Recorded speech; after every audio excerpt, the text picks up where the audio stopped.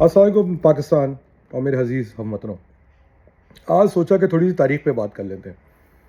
اور تاریخ بتانا اس لیے ضروری ہے کہ لوگوں کی جو میموری ہے نا وہ بڑی شارٹ ٹرم ہے. اور جب سے ہم جوان ہوئے ہیں تو ہم نے کم سے کم جس دور میں پیدا ہوئے ہیں اس کے بعد سے متعدد جنگیں دنیا میں گزری ہیں. آج کل ٹی وی پہ بڑا ایک چرچا چل رہا ہے کہ جی مسلمانوں میں اتحاد ہونا چاہیے, مسلمانوں کو ایک دوسرے کا ساتھ دینا چاہیے. اور پاکستان کی ہمیشہ سے غلطی یہ رہی ہے کہ انہوں نے پوری امت کا اپنے آپ کو ماما سمجھا ہے, اور انہوں نے جا کے امت کا ماما بن کے کئی جگہ پہ اپنی ٹانگ پھنسائی ہے, اور جس کا نقصان ہمیں آج تک ہو رہا ہے. اور جب ہم آج پریشان ہوتے ہیں انہی مسائل کی وجہ سے, اس کی وجہ سے امت کے ماما بن کے ہم کبھی افغانستان میں گھسے, کبھی کہیں گھسے, کبھی کہیں گھسے, تو کانسیکوینشلی ہو کیا رہا ہے کہ آج جب ہماری معیشت تباہ ہو گئی ہے تو ہمیں جو ہے وہ بھیک پہ اور ٹکڑوں پہ پالا جاتا ہے. مگر ایک بات سمجھنے والی وہ یہ ہے کہ پاکستان کی افواج نے جس طرح پاکستان کو مضبوط رکھا ہے اس کا کوئی نعم البدل نہیں ہے جو آج نظر آتا ہے. تو اللہ تعالیٰ نے واقعی میں اس ملک کو, اس ریاست کو جو پاکستان اسلام کے نام پہ بنا تھا, اس کو قائم و دائم رکھ کے اس بات کو ثابت کر دیتے ہیں کہ واقعی میں یہ ریاست اسلام کے لیے امپورٹنٹ ہے. اور اس کے علاوہ جو ہے کہ اللہ تعالیٰ اس کی حفاظت فرماتا ہے. اچھا, یہ بات کیوں بتا رہا ہوں میں آج؟ اصل میں ساتھ میں نا تھوڑا بہت مذہب پہ بھی ریسرچ کرتا ہوں. آج کل آپ کو پتہ ہے جیسے کہ ایران میں جنگ چل رہی ہے, اس وقت 2 جنگیں چل رہی ہیں. ایک ہماری بارڈر پہ افغانستان کے ساتھ چل رہی ہے, افغانستان کا ہم پھیٹا لگا رہے ہیں آج, اور ایک ایران میں جو ہے ایران کی جنگ چل رہی ہے, ان کی اسرائیل اور امریکہ کے ساتھ جنگ چل رہی ہے. وہ ان پہ انہوں نے اٹیک کیا ہوا, ایران نے باقی ساری دنیا پر اٹیک کیا ہوا. ٹھیک ہو گیا. اچھا, افغانستان پہ جلدی سے بات کر لوں گا. افغانستان پہ بات یہ کروں گا کہ آپ کا جو ہے کہ میں نے بہت سال پہلے ایک آرٹیکل لکھا تھا جس میں نے یہ بات ایکسپلین کی تھی. میرے آج بھی ورڈ پریس کے اکاؤنٹ پہ موجود ہے کہ یہ جو طالبان ہیں یہ خارجی ہیں, ان کا اسلام سے کوئی تعلق نہیں ہے. اور یہ خارجی جو ان کی تاریخ جو ہے وہ آپ کو ملتی ہے حضرت علی رضی اللہ تعالیٰ عنہ کے دور سے. ٹھیک ہے. اور ان خارجیوں کا ایمان یہ ہے, یہ خارجی کھڑے کیوں ہوئے تھے اس کی بھی تھوڑی سی ہسٹری میں آپ کو جلدی سے بتا دیتا ہوں. کہ جب جنگ صفین ہوئی تھی حضرت امیر معاویہ اور حضرت علی رضی اللہ تعالیٰ عنہ کے درمیان, تو اتنے صحابہ کرام شہید ہو گئے تھے, اتنے مسلمان شہید ہو گئے تھے کہ اس جنگ کو روکنا پڑا تھا. اور اس میں ایک صلح ہوئی تھی, اور صلح کے اندر جو ایک گروہ تھا 3000 کا, وہ حضرت علی رضی اللہ تعالیٰ عنہ سے ناراض ہو گیا تھا, اور ناراض ہو کے وہ دجلہ کے ایک طرف جا کے بیٹھ گیا تھا. حضرت علی نے ان کو سمجھانے کی کوشش کی, وہ نہیں مانے, اور جب وہ نہیں مانے تو حضرت علی نے ان کے اوپر حملہ کیا, اور اس میں کہتے ہیں کہ 3000 لوگ جو ہے وہ ختم کیے گئے. لکھنے والے تاریخ دان یہ بھی لکھتے ہیں کہ اس میں سے جو لوگ مارے گئے اس میں سے کئی لوگ ایسے بھی تھے جو یعنی باپ ایک طرف سے لڑ رہا تھا اور بیٹا ایک طرف تھا, اور ایک طرف بیٹا تھا ایک طرف باپ تھا.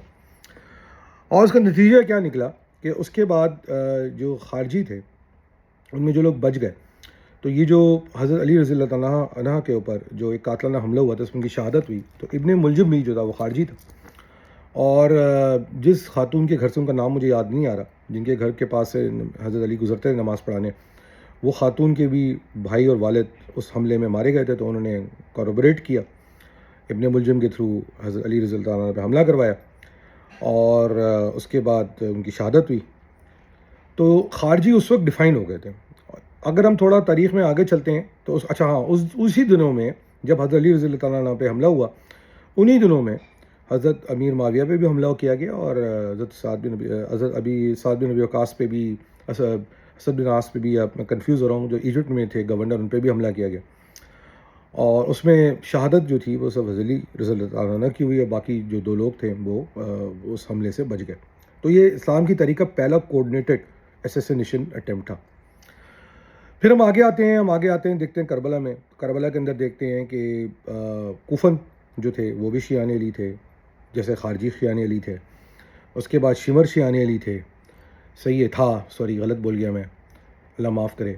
اور انہوں نے بھی جو حملہ کیا حضرت علی رضی اللہ تعالیٰ حضرت امام حسین پہ, کوفن بھی ساتھ جمع ہو گئے, حالانکہ انہوں نے خط لکھ کے ان کو بلایا. تو تاریخ یہ بتاتی ہے کہ یہ جو منافقت ہے یہ چلتی آ رہی ہے اسلام کے اندر. اور ہم نے یہ دیکھا کہ حضرت علی نے جو صحیح سٹینڈ لیا اس وقت مسلمانوں کو کے درمیان تفرقہ روکنے کے لیے, جھگڑا اس بات پہ ہوا کہ انہوں نے اس ٹریٹی میں یہ بات مان لی کہ اس علاقے کا خلیفہ میں آؤں گا, اور اوپر کے ناردن کے علاقوں کا خلیفہ جو ہے حضرت امیر معاویہ ہوں گے. اس پہ یہ لوگ ناراض ہو گئے تھے. تو کہنے کا مقصد صرف اور صرف یہ ہے کہ ہر دور کے اندر یہ ایسے لوگ گروہ اٹھے اور انہوں نے اسلام کو نقصان پہنچایا. تو اب جو خارجی کی ڈیفینیشن ہے وہ ہمارے سامنے طالبان کی شکل میں ابھر کے آ رہی ہے. خیر یہ تو ظاہری بات ہے کہ اس سوچ کے نہیں ہے, یہ تو کسی اور فقہ سے تعلق رکھتے ہیں. مگر ان کا جو ایک تجزیہ وہ یہ ہے کہ جتنے بھی مسلمان جو ان کی تھیوری کو نہیں مانتے وہ واجب القتل ہیں. اس میں ضروری نہیں ہے کہ وہ صرف شیعہ ہوں, اس میں سنی بھی ہوں, کوئی بھی ہوں, بریلوی ہوں, سارے فقہ واجب القتل ہیں جب تک کہ وہ ان کے طریقے کے اسلام کو فالو نہ کریں. تو یہ آئیڈیالوجیکل لڑائی ہے, اس کا کوئی سیاست سے پاور سے تعلق نہیں ہے. ان کا مقصد صرف یہ ہے کہ جی ہماری طرح سے آپ زندگی گزاریں, اور باقی کوئی مسلمان نہیں مانتے. یہ میری ریسرچ کہتی ہے. اس آرٹیکل میں لکھا تھا کئی سال تک, جو ہے ظاہری بات ہے ہم نے جب اس پہ بات کرتے رہے تو اس وقت کے لوگ ناراض ہو گئے تھے ہم سے اور کانسیکوینسز بھگتنے پڑے. مگر اللہ کا شکر ہے کہ آج ہماری پاک فوج جو ہے انہوں نے اس چیز کو ریکگنائز کیا ہے کہ یہ خارجی ہیں, اور ایک ڈویژن کریٹ کیا ہے کہ ان کو خارجی کہا جائے, ان کو مسلمان نہیں کہا جائے, تاکہ مسلمانوں کی بدنامی روکی جا سکے. تو پھیٹا لگ رہا ہے افغانستان میں. اللہ کا شکر ہے کامیابی ہو رہی ہے, پاک فوج کی شہادتیں بھی ہو رہی ہیں. اللہ تعالیٰ ان لوگوں کو جنت نصیب فرمائے, جن کی مغفرت فرمائے, اور ان لوگوں کو روز سبق سکھایا جا رہا ہے.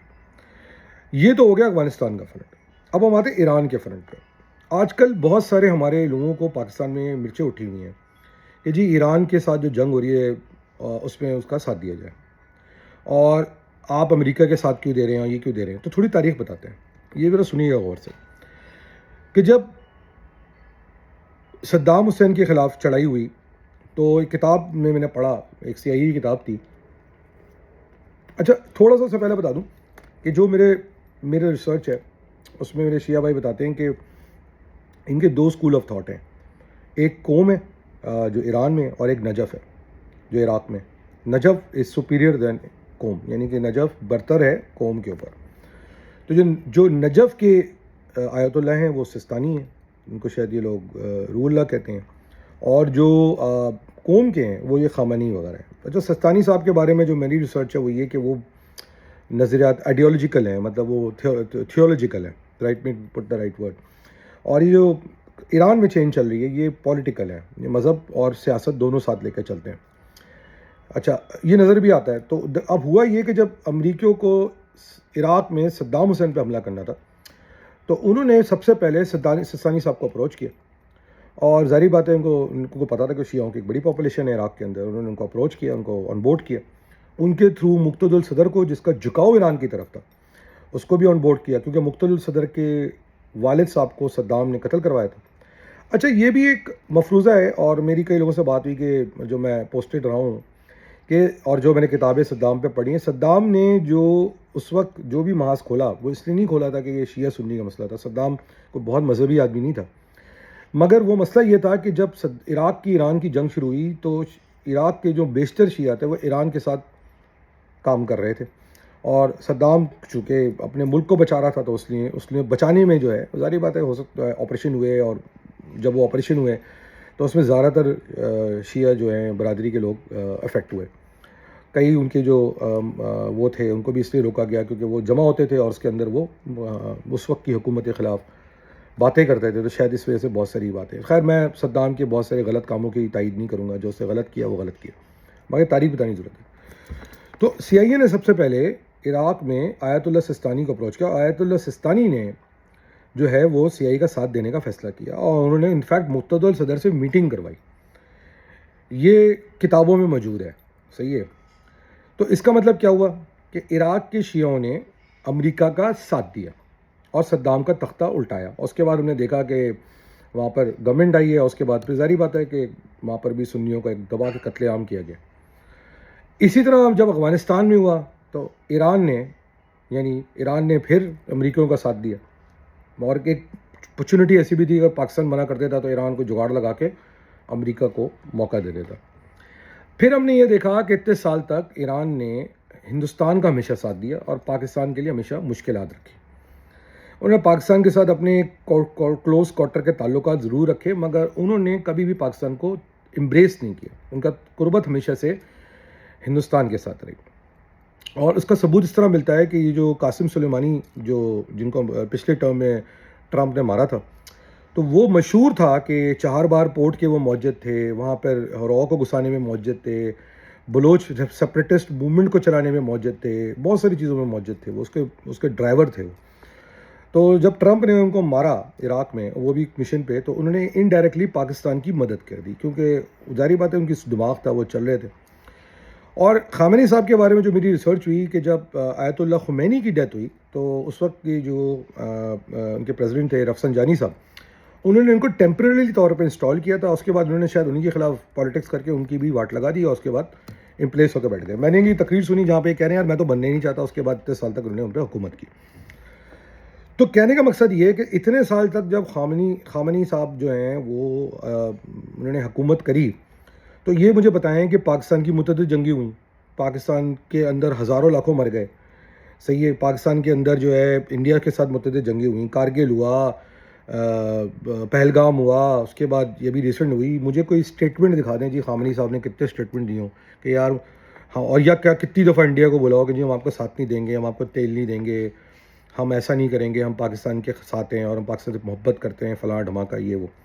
ایون کہ پچھلے سال حد تو یہ تھی کہ جب ایران سے بلوچ سیپریٹسٹ پاکستان پہ حملہ کر رہے تھے تو ان کا ساتھ دے رہے، ان کو پناہ دے رہے تھے، ان کو کچھ کہہ نہیں رہے تھے. پھر جب پاکستان نے پھیٹا لگایا تو پھر ان کو سمجھ میں آئی. اچھا، یہ جو ایران کا بھرم تھا نا کہ ایران کو کوئی ٹچ نہیں کر سکتا، بڑی کوئی طاقتور چیز ہے، وہ بھرم بھی پاکستان نے توڑا ہے. جب انہوں نے بلوچستان میں ان کے بارڈرز کے تھرو بلوچوں کے پوزیشنز پہ ایران کے اندر حملہ کیا، تب لوگوں کو سمجھ میں آیا کہ نہیں یار یہ پھیکا باقی زیادہ ایسا ہو نہیں سکتا. پھر ہم نے دیکھا جو پچھلے سال پاکستان کی مئی میں جنگ ہوئی، اس میں ایران نے کوئی کلیئر پوزیشن نہیں لی. 2 ملکوں نے پوزیشن لی، ایک ترکی نے لی اور ایک آذربائیجان نے لی. ابھی تک خبریں آئی ہیں ایران نے دونوں پہ ڈرون مارے. اور اس کے بعد جو ہے آپ کا جو ہے اس کے بعد جب ان کے ساتھ جون میں ہوا تو پاکستان نے اس سب کچھ جانتے بوجھتے ہوئے بھی کہ ایران ہندوستان کا اتنا قریبی ہے، اس کے بعد بھی پاکستان نے ایک پرنسپل سٹینڈ لیا، چلو یار ٹھیک ہے ہم نہیں ہونے دیں گے. تو کہنے کا مقصد صرف اور صرف یہ ہے. اور ابھی بھی جب پاکستان طالبان کے خلاف آپریشن سٹارٹ کرنے جا رہا تو ایران آفر کر رہے تھے کہ جی میں جو ہے نا مصالحت کروا لیتا ہوں. تو مصالحت کیسے کرا لیتے ہیں؟ اور ہمیں پتہ تھا کہ افغانستان کے کئی لوگ ایسے ہیں کہ جو ایران میں موجود تھے. یہ بھی نہ بھولا جائے کہ جب پاکستان نے افغانستان کا بارڈر بند کیا تو ایران نے اپنی مجبوری بتا کے اپنے بارڈر افغانستان کے لیے کھول دیے، اور ادھر سے ہندوستان جو رسد پہنچا رہا تھا اس میں اسلحہ بھی جاتا ہوگا، ایجنٹ بھی جاتے ہوں گے، اور پتہ نہیں کون کون جاتا ہوگا. تو یہ تو رہا ایران کا کردار. ابھی جنگ شروع ہوئی تو ابھی آپ کو پتہ چلا ہوگا کہ کل پرسوں ایک جہاز ڈوبا ہے. وہ جہاز انڈیا میں کنچے کھیلنے نہیں گیا تھا، وہ ابھی 2-2.5 ہفتے پہلے وہاں پہ ایک نیول ایکسرسائز کا حصہ لینے گیا تھا. اور میں ریسرچ کر رہا ہوں، ہو سکتا ہے 3 جہاز ہیں، ان میں سے ایک جہاز جو ہے وہ واپسی میں جو ہے وہ امریکہ نے اس کو تباہ کر دیا، برباد کر دیا، ڈبو دیا. تو کہنے کا مقصد یہ ہے کہ اس کے باوجود بھی ایران نے ہندوستان کے ساتھ اپنے تعلقات رکھے، جانتے ہوئے کہ ہندوستان اور پاکستان کی جنگ چل رہی ہے، اور یہ جانتے ہوئے کہ اگر ایران پہ کل کوئی حملہ ہوتا ہے تو پاکستان کی پوزیشن بڑی امپورٹنٹ ہے. آپ سوچیں نا، اگر پاکستان اپنا بیسز دے دیتا ہے یہاں پہ اس وقت امریکہ کو پسنی وغیرہ میں، تو ایران کا اور مزید پھیٹا لگ سکتا ہے، لینڈ ایکسس مل سکتا ہے، بس کام کیے جا سکتے ہیں. مگر پاکستان نے ایسا ابھی تک تو نہیں کیا. تو یہ سب تاریخ اس لیے بتانے کی ضرورت ہے کہ ہر موقع پہ ایران کی جو کرنٹ رجیم ہے اس نے ہمیشہ امریکہ کا ساتھ دیا ہے. سب سے بڑی بات یہ ہے کہ یہ جو خامنئی صاحب ہیں ان کا اپنا فتویٰ ہے 2003 کے اندر کہ جی نیوکلیئر کو ویپن کے لیے نہیں بنانا چاہیے، اور پچھلے جنگ میں ٹرمپ نے بات کوٹ کی ہے کہ بھئی ان کا تو فتویٰ ہے. آخری بات یہ کہ مجھے کہا جاتا ہے کہ جی انہوں نے قربانی دے دی، شہید ہو گئے. تو بھائی بات یہ ہے کہ حماس کا جو والہانہ اٹیک ہوا، جو بہت غلط ہوا اکتوبر 7 کا، جس میں میں نہیں اس کو سپورٹ کرتا، اس میں آپ نے تمام حماس کی لیڈرشپ کو مروا دیا، حزب اللہ کا رگڑا لگوا دیا. اور پچھلی جنگ میں مجھے جہاں تک اطلاعات ہیں یہ زمین کے 150 میٹر نیچے چھپے ہوئے تھے. اگر یہ اس دفعہ کوئی میٹنگ کر رہے تھے بہادری دکھانے کے لیے کہ میں بڑا بہادر ہوں، تو پھر یہ مجھے بتایا جائے کہ ان کی فیملی ان کے ساتھ کیا کر رہی تھی. تو دیکھیں یہ بہت ساری باتیں متس بنائی جاتی ہیں آپ لوگوں کو صرف وہ کرنے کے لیے. ہمیں یہ دیکھنا چاہیے ہمارے ملک میں کیا فائدہ ہے. کیا ایران نے ہمارے مشکل وقت میں ہمارا ساتھ دیا؟ نہیں دیا. ایرانیوں سے کوئی مسئلہ نہیں ہے، ایرانیوں سے ڈیلنگ ہے. مگر یہ تو دیکھیں نا، خود بچ کے بیٹھے ہوئے ہوتے تھے، اور آج بھی ہزاروں ایرانی جو ہیں وہ شہید کر دیے جا رہے ہیں، مار دیے جا رہے ہیں. تو مجھے ایک بات، اور اس کے بعد ابھی حالیہ جنگوں میں ایران نے مسلم ملکوں کو نہیں چھوڑا، جی سی سی کے سارے عرب ممالک پہ انہوں نے حملہ کیا. ابھی جب میں یہ ویلاگ ریکارڈ کر رہا ہوں 1 گھنٹہ پہلے ان کے میزائل یہاں پہ آئے ہیں اور انہوں نے ماشاء اللہ سے بہت اچھی طرح سے ڈیفینڈ کیے. جیسے میں کہہ چکا ہوں ان کے میزائل اور خالد مقبول میں کوئی فرق نہیں ہے، اڑتے ہیں، چھٹتے ہیں، شور مچاتے ہیں، پھٹتے نہیں ہیں. یہ ہے حال ایرانی میزائلوں کا. تو مجھے ایک بات بتائیں، یہ سب کر کے آپ معیشت تباہ کر رہے ہیں، یہ کر رہے ہیں صرف اپنی ضد کے اندر. آج ایرانی بھی ایران کی رجیم کے خلاف ہے اور ڈر کے مارے بول نہیں رہے. تو کہنے کا مقصد یہ ہے کہ مجھے سمجھ نہیں آ رہی کہ ہمارے پاکستان کے اندر کیوں اتنے سارے لوگ ہیں جو ایران کی محبت میں ضائع ہو رہے ہیں. ابھی جو پچھلے دنوں امریکہ کے اوپر حملہ، امریکی قونصلیٹ پہ حملہ ہوا، جس کے نتیجے میں ہم نقصان سمجھیں کیا ہوا ہے کہ امریکہ نے کراچی اور لاہور میں اپنی قونصلیٹ بند کر دی ہے. اب کسی اسٹوڈنٹ کو، کسی کو ایمرجنسی کے لیے ویزا چاہیے، اس کو اسلام آباد جانا پڑے گا. یہ اچیو کیا آپ نے اس میں سے، اس پہ میں آلریڈی ایک ویلاگ کر چکا ہوں. اور کہنے کا مقصد سے وہ سب سمجھ آتا ہے، پارلیمنٹ میں کھڑے ہو کے ہماری وہ شیلا رضا ہاتھ اٹھا کے اوت لے رہی ہیں. میں دیکھیں پاکستان کی حکومت اور ریاست کو بولتا ہوں، جتنے لوگ اوت لے رہے ہیں، جتنے لوگ اپنا غم دکھا رہے ہیں، ان سب کو بسوں میں بٹھا کے ایران بھجوا دیں. ان کو بولے وہاں جا کے لڑیں. ہمارے ملک میں جنگ نہیں آنی چاہیے. بالکل اسی طرح جس طرح جب افغانستان کی جنگ ہم اپنے ملک میں مسلط کر رہے تھے، ہم جیسے لوگ اس وقت بھی کہہ رہے تھے نہیں آنی چاہیے، جس کی سزا ہم آج بھگت رہے ہیں. بالکل اسی طرح ایران کی تو بالخصوص جنگ ہماری طرف نہیں آنی چاہیے، کیونکہ ایران نے تو کبھی پاکستان کا ساتھ ہی نہیں دیا ہے. اچھا ابھی اگر انہوں نے ایک تقریر کر دی پچھلے دنوں، شکریہ کیا پاکستان کا، کرنا چاہیے تھا شکریہ. جو برتاؤ ایران کا پاکستان بننے کے بعد سے یا ریولوشن کے بعد سے، انقلاب ایران کے بعد سے پاکستان کی طرف رہا ہے، اس کے بعد بھی پاکستان نے اتنا بڑا کشادہ دل ہونے کا مظاہرہ کیا ہے، تو بالکل ان کو شکریہ کرنا چاہیے تھا. میری اطلاعات کے مطابق، میری رپورٹ کے مطابق، کراچی کے اندر ایک بہت بڑے مفتی صاحب پہ حملہ ہوا تھا. میں نام نہیں لے رہا. میری اطلاعات کے مطابق جو حملہ آور تھے وہ برذریعہ افغانستان ایران کے کسی ایجنسی کے ساتھ رابطے میں تھے. ان مفتی صاحب کو قتل کروانے کی کوشش کی گئی کراچی کے اندر بیچوں بیچ. بہت بڑے مفتی صاحب ہیں. تو کہنے کا مقصد صرف اور صرف یہ ہے، ایران نے تو ہر دور میں ان کے پاکستان کے خلاف کام کیا. تو بالکل جس طرح ہم یہ کہتے ہیں کہ یار فتنہ ہندوستان، کہ جو لوگ ہندوستان کے فیور کے پاکستان میں بیٹھے ہوئے ہیں، ان کو چونکہ وہ ہندوستان کا ایجنڈا لے کے پاکستان میں چلتے ہیں، پاکستان کو نقصان بچانے کے لیے فطری طور پہ، تو ان کو ہم غدار کہہ سکتے ہیں. تو جو لوگ اس وقت ایران کے ساتھ ایران کی جنگ پاکستان میں لانا چاہ رہے ہیں اور پاکستان کی ریاست یا پاکستان کے لوگوں کے خلاف بات کر رہے ہیں، ان کے خلاف کیوں نہیں اس طرح کی ضابطے کی کارروائی ہو سکتی ہے؟ یہ سوال بنتا ہے. ٹی ایل پی نے فرینچ ایمبیسی کے اوپر لشکر کشی کی کوشش کی، پھٹا لگا، صحیح لگا بالکل. اگر ان کے اوپر ان کو روکنے کی کوشش کی گئی تو اس پہ آج یہ بلیک میلنگ کیا ہو رہی ہے؟ سوال تو یہ بنتا ہے کہ ان 150-200 لوگوں کو کس نے بھیجا؟ کیا اپنے ہی مسلمان ملکوں پہ بدماشی کر کے آپ سیاست کریں گے؟ تو میں تو ریاست پاکستان سے اپیل کرتا ہوں کہ ان لوگوں کو، جن کو ایران کا بہت ڈر ہے، تم کو وہاں بھیجیں اور یہ دیکھیں کہ یہ ایران کے کہنے پہ کیا پاکستان کے اندر کچھ جنگ کروانے کی کوشش کر رہے تھے. یہ دیکھیں آپ، ابھی 2 دن پہلے کی بات ہے، جہاز ڈوبے، وہ انڈیا میں کوئی کنچے کھیلنے نہیں گیا ہوا تھا، لڈی ڈالنے نہیں گیا ہوا تھا، نیول ایکسرسائز پہ گیا ہوا تھا، اور ابھی بھی شاید 2 جہاز وہاں کھڑے ہیں. تو یہ سوال تو بنتا ہے کہ ہم ایران کی جنگ کو اپنے، ہاں یہ ضرور ہے کہ ہمیں ان کو سپورٹ ضرور دینی چاہیے ان دا سینس ہیومینیٹیرین گراؤنڈ پہ. بالکل چلیں، ہمیں اس جنگ کا حصہ امریکہ کی طرف سے نہیں بننا چاہیے، مگر یہ نہیں ہو سکتا کہ ہم ایران کے لیے اپنے دروازے کھول دیں اور ان کی جنگ کا حصہ بن جائیں ایران کی پالیسیاں دیکھتے ہوئے. بالکل آج ایران کو، ایران کی رجیم کو سیکھنا چاہیے، سمجھنا چاہیے کہ انہوں نے جو غلطیاں کری ہیں اس کا شاخسانہ ہے.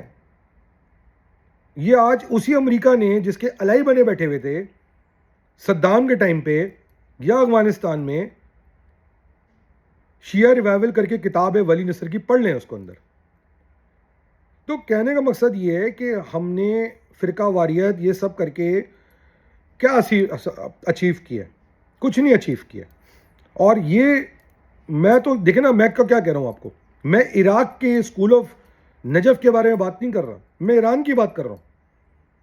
کوئی خدا نہ خواستہ میری شیعوں سے کوئی لڑائی نہیں ہے, شیعہ میرے دوست ہیں, بہت سارے بھائی ہیں میرے, مگر کہنے کا مقصد یہ ہے کہ یہ پولیٹیکل ریلیجن ہے, اس کا مذہب سے کوئی تعلق نہیں ہے.